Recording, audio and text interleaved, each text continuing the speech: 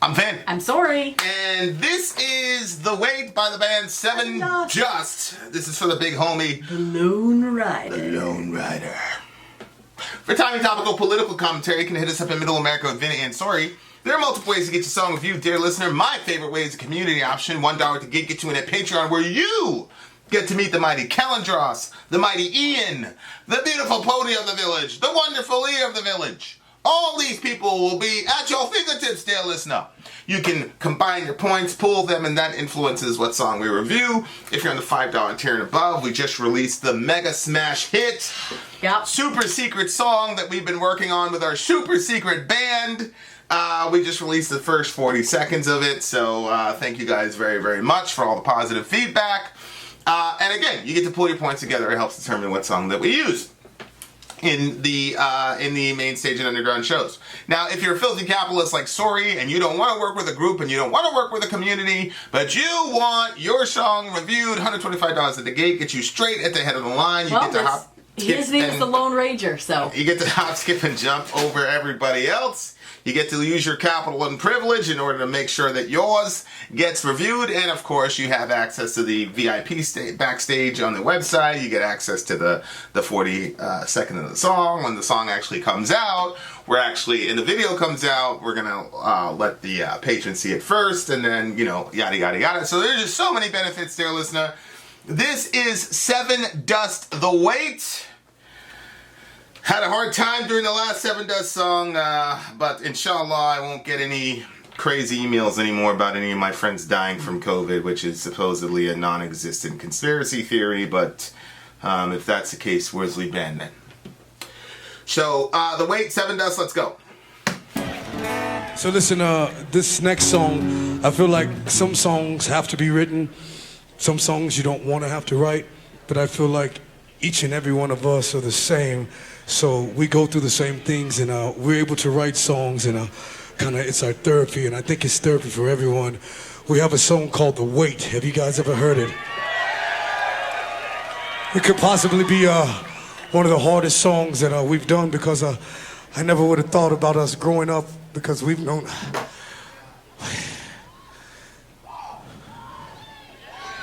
Listen.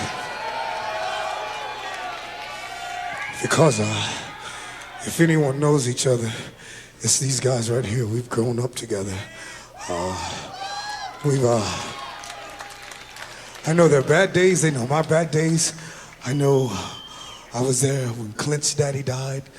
These guys were there when my little brother was lost, when Morgan's grandma, all of us were together. And we never thought that we would have to go through that, but that's something that is a part of life. And so I feel like that we all have these obscure obstacles that are put in front of us, but we have to continue to strive, because it's never going to slow us down, if that makes sense. Yeah. This song right here is called The Wait, and this song is about John's daddy, and I hope you guys can understand where we're coming from. Are you with us tonight, Denver?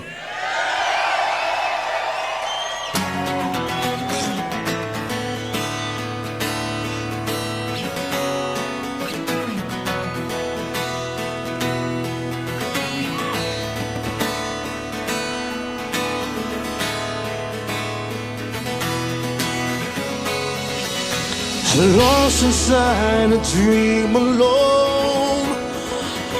I've heard when no one's lost. Smile when I have grown, you say. I've been waiting here so long to comfort you and help, to save you from your hell. I pray.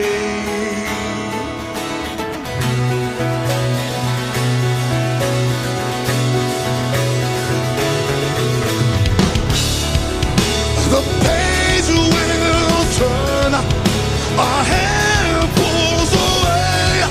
Let it go, let it go, and close the door and let it be. Our time will come, forever is a day. Let it go, and close your eyes and follow dream.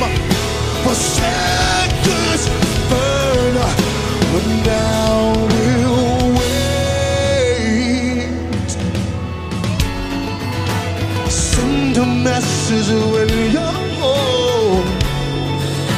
Lots of love and nice, so whenever all alone you're safe. If there's forgiveness in my soul, then God I need in here to heal all the wounds that tear.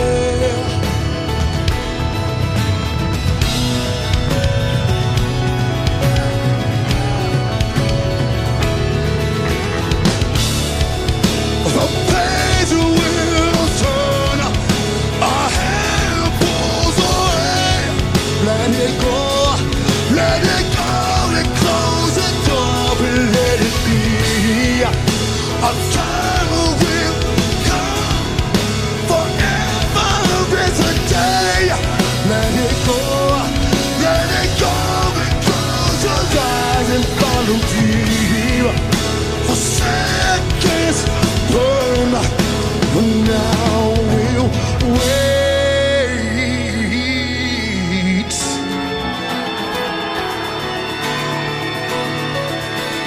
Do you understand? Denver, can you feel it?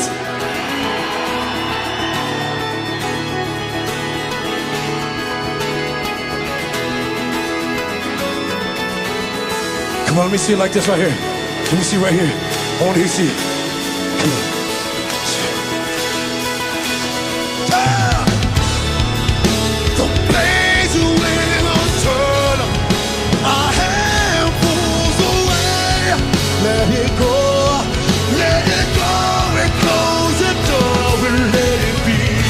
A time will come. Forever is a day. Let it go. Let it go and close your eyes and follow deep. For seconds burn, now we'll wait. I can't wait no more. Oh, oh, oh.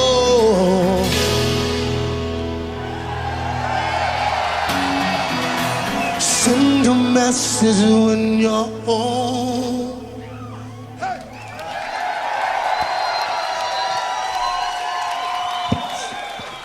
Damn it. Wow. A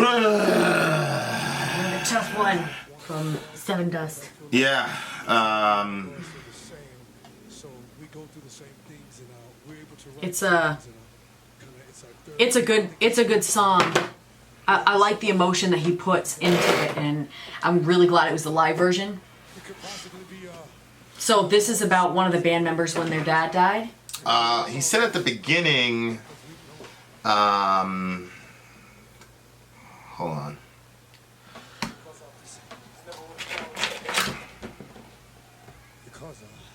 What happened?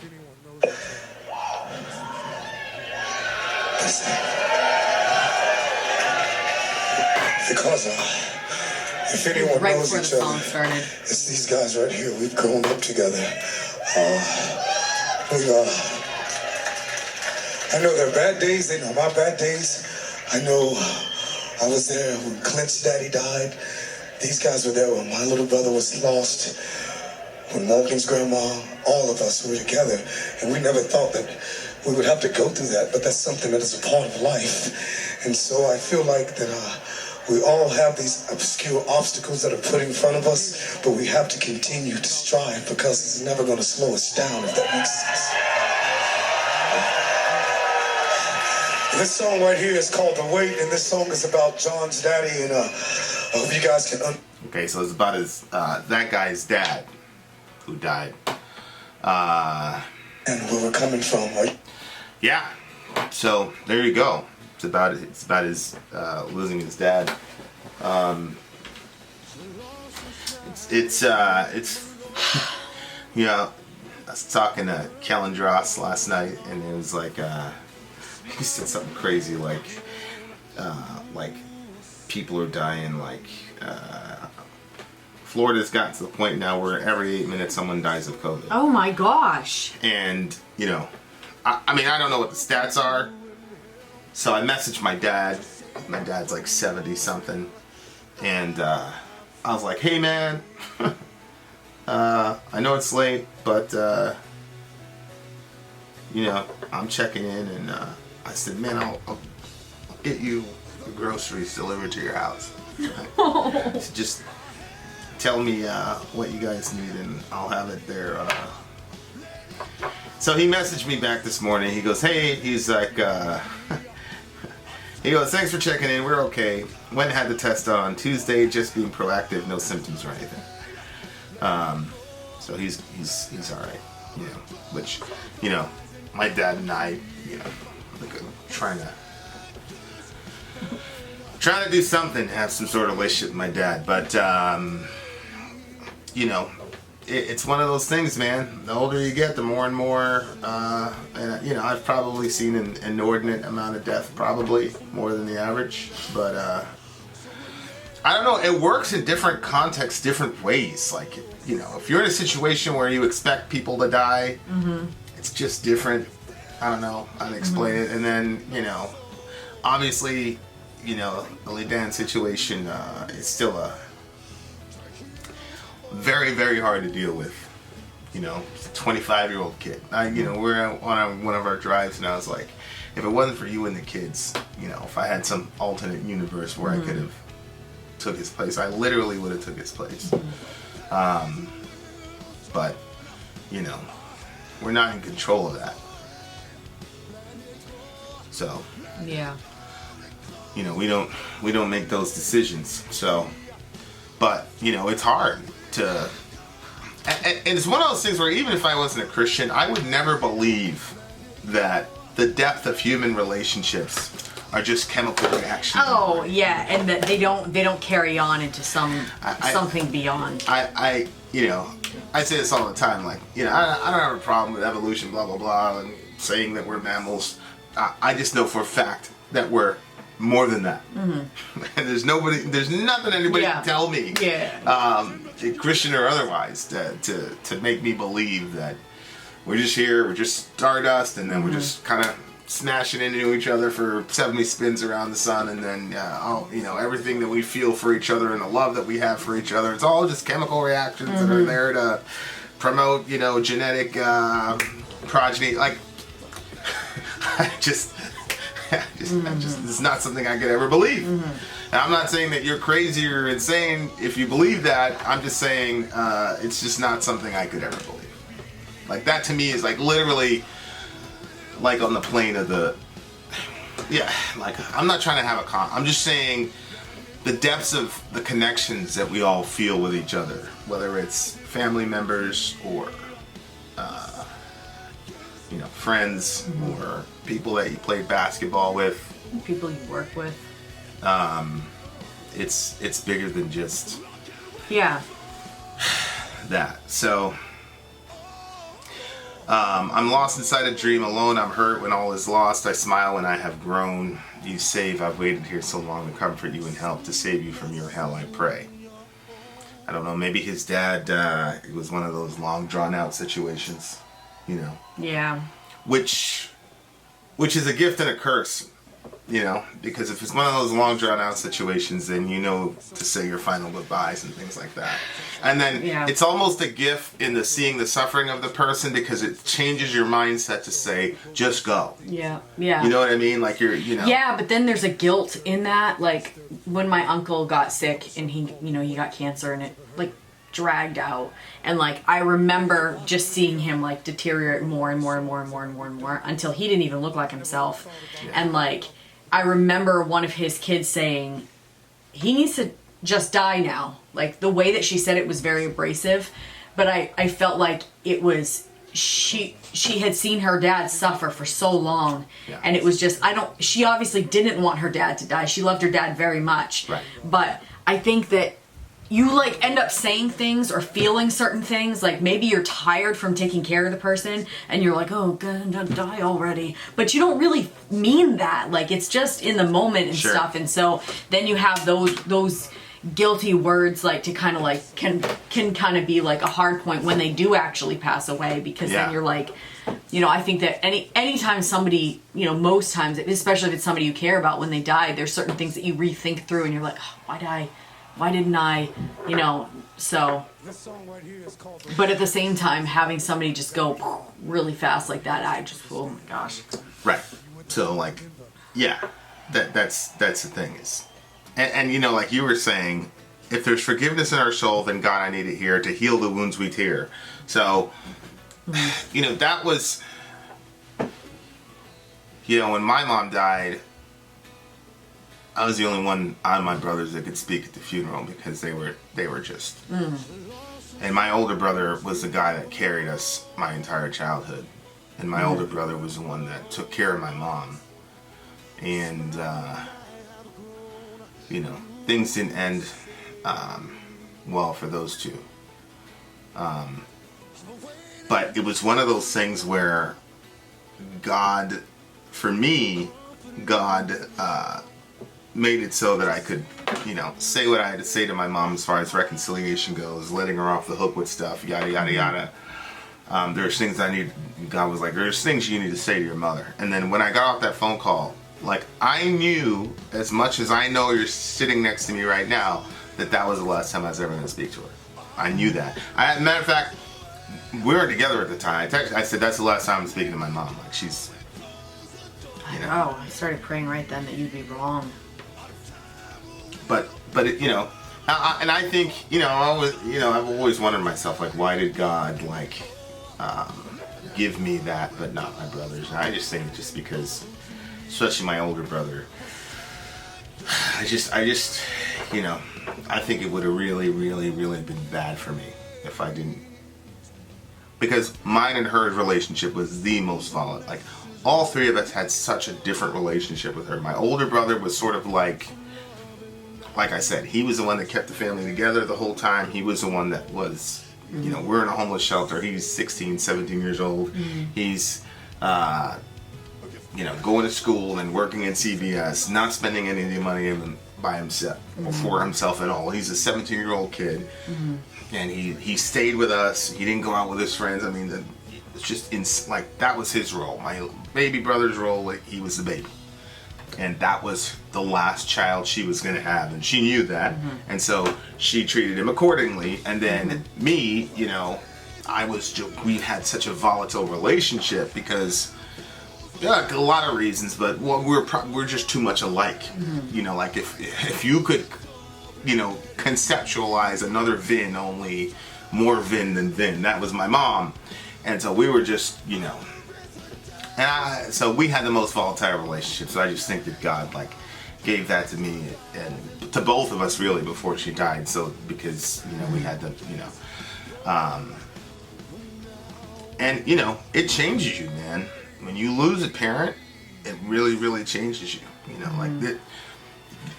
Anytime you lose these important people in your life, it really changes you. And that's why I have such a hard time, like, not getting political, but I'm like, we lost 150,000 people.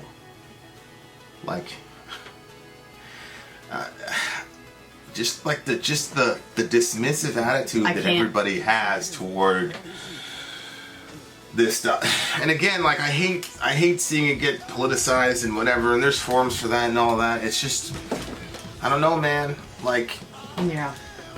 And when people die needlessly, like with diabetes or something like that, like if you're 94 years old, like we just Philbin just died. He was 88 years old. It's like, I understand. Yeah. Like, you did it. You had, you know, you lived well beyond the average age of whatever, even for America. Like, that's kind of the cycle of life, you know. But people dying because of, you know, preventable things, and that's just very difficult. But verse 2 is really important. If there's forgiveness in our soul, then God, I need it here to heal the wounds we tear. Because a lot of times people don't get that. Yeah. You know. Revelation from God, go call your mother and have that conversation and say those things. A lot of people don't get those things, you know. They don't have that moment, you know. So So then it leaves you with all these untied shoelaces, as I call them, like, you know, the wounds that parents inflict on their children, and the wounds that children inflict on their parents, and parents forget what it's like to be children, and children don't know what it's like to be parents until you become a parent, and then, you know, but then it's just so complicated. Things become so complicated, and when you're dealing with fallen human beings, like, it's very rare that the story comes full circle and everything is settled and clean. And so you need God's forgiveness in your soul, because your parent guaranteed they hurt you, and there's things your parents haven't apologized for. You know, like you know, there's a, you know, so and that's why I try to keep short accounts with the kids, and that's why, you know, the kids are allowed to say, "You suck," and nah. Like, I give them that space, because, you know, especially the older they get, like as teenagers, like half of that stuff is just their teenage silliness. Like, you didn't let me watch TV or something like that. But if 5% of it is valid and true, then I want to hear it, so that you know, we can shore that up as, you know, in this life. Like, I don't want to, you know. So, but for the most part, that's life, man. Is that your parents have hurt you, and there's things that they should apologize for that they won't.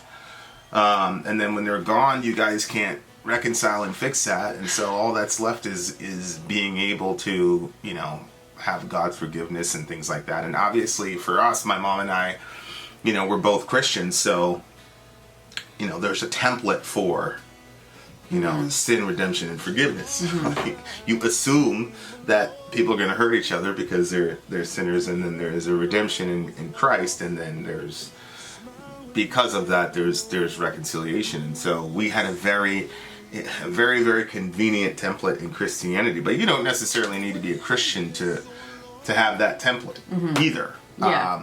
Obviously it helps a lot, but you know, I just think that human relationships are the toughest, most rewarding, most painful thing in the human experience, that's for sure. But I felt like they did a good job, and